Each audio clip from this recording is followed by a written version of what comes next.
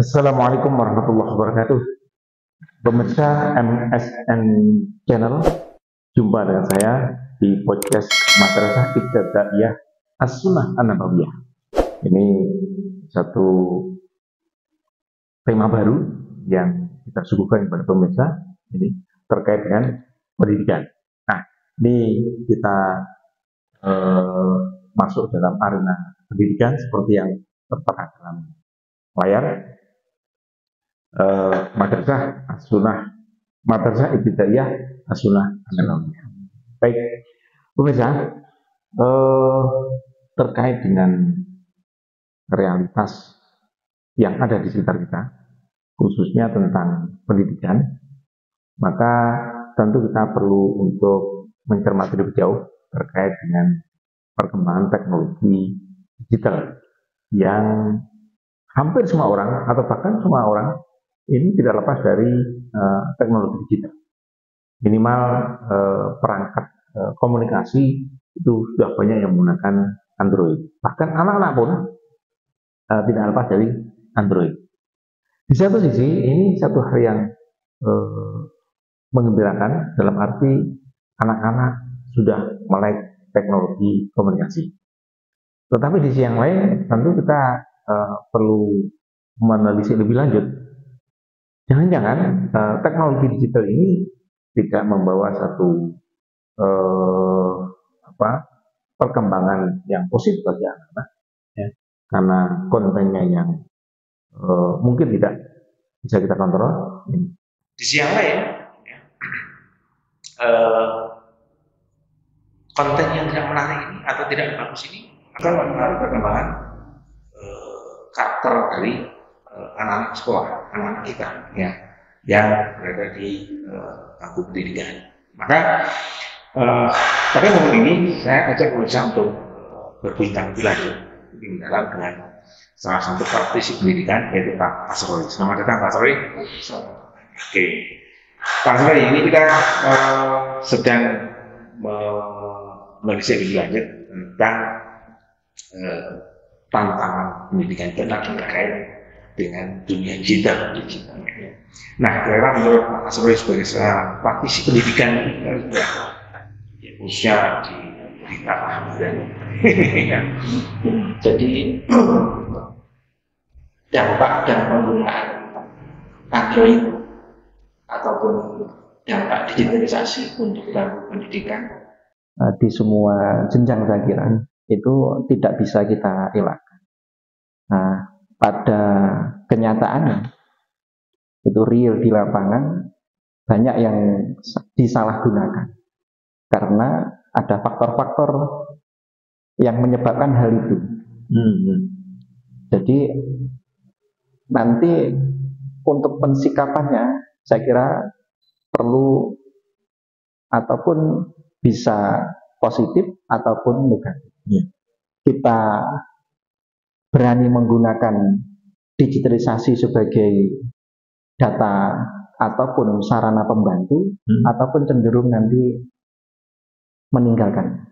Saya kira awal semacam itu. Ya.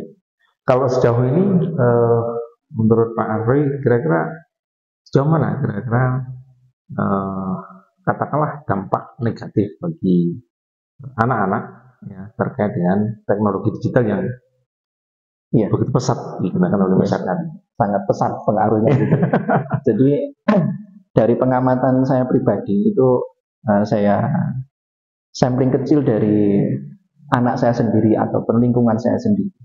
Jadi efek dari penggunaan taruhlah alat komunikasi Android yang tidak dikontrol orang tua itu sangat berdampak negatif. Jadi yang seharusnya anak ini belajar setelah pulang sekolah tidak belajar, tapi anak ini banyak yang tetap pegang HP, baik itu di dalam rumah ataupun di teras-teras rumah, di luar rumah. Dan kalau dilihat, kalau kita intip, saya kira itu konten yang dilihat jauh dari literasi belajar atau literasi pendidikan yang ada di bangku anak-anak. Itu sangat berdampak. mungkin yang seharusnya itu waktu bisa digunakan bersama orang tua, entah itu sekedar bersama ataupun membantu, dengan adanya anak ini megang Android, ini itu tidak bisa terjadi. Jadi lebih enjoy melihat sesuatu yang disukai oleh anak itu, walaupun itu nilainya mungkin banyak yang negatif.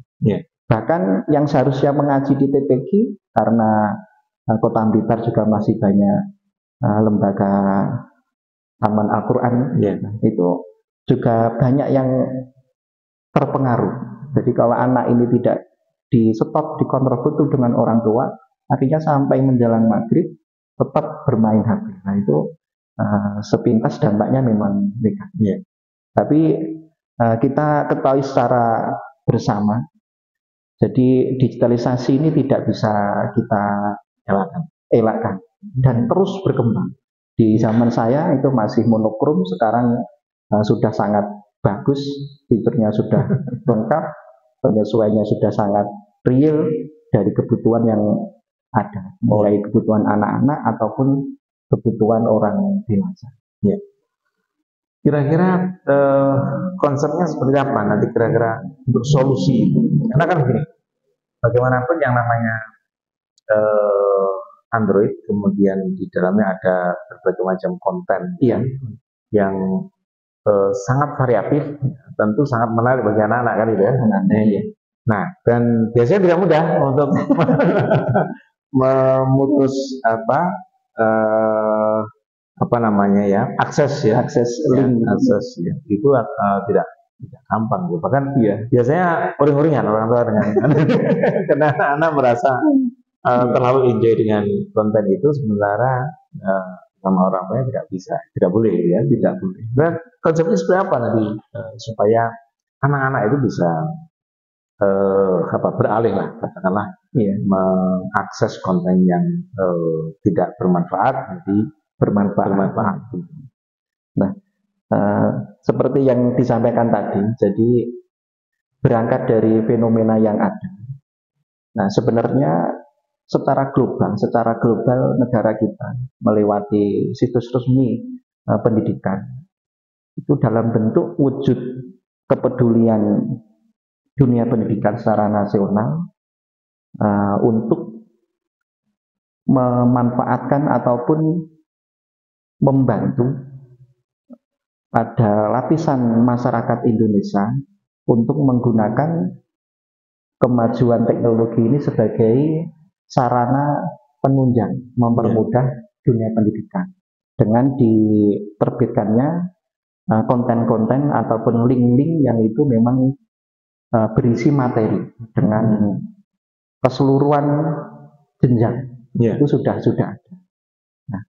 Nah, kita juga mensikapi hal tersebut sehingga nanti bisa kita diskusikan lebih banyak.